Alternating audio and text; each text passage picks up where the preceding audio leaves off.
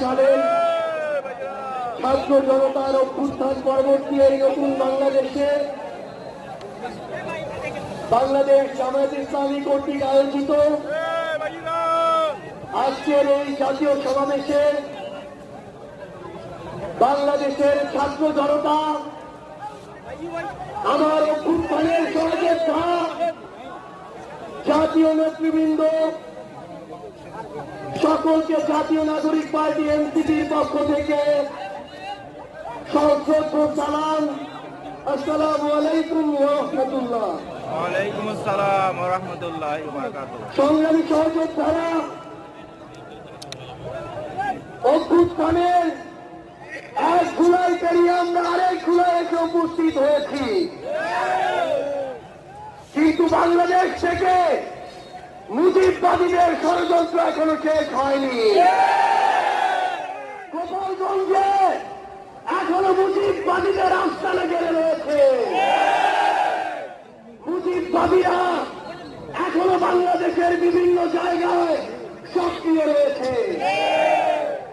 এই মুজিববাদ একটি আদর্শ, শুধু আইনি ভাবে এই মুজিববাদের মোকাবেলা করা যাবে না।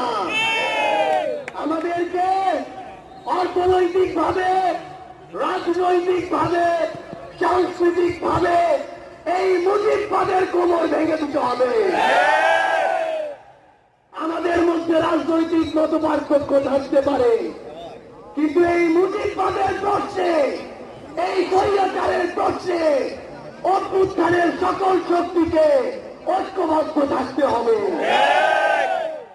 সংগ্রামী সহযোদ্ধারা, এই বাংলাদেশে আবার নতুন করে মুজিববাদী ভারতপন্থী শক্তিগুলো এখন সক্রিয় হচ্ছে।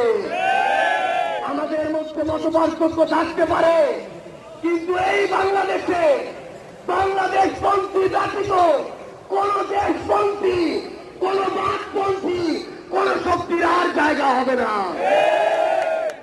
সংগ্রামী সহযোদ্ধারা, এই বাংলাদেশে আর ভারতীয় আধিপত্যবাদের জায়গা হতে দেওয়া যাবে না। অন্য যে কোনো দেশের নামে কোন আধিপত্যবাদের। সংগ্রামী সহযোদ্ধারা, হাজারের অধিক ছাত্র জনতা জীবন দিয়েছে। আমার হাজার হাজার সহযোদ্ধা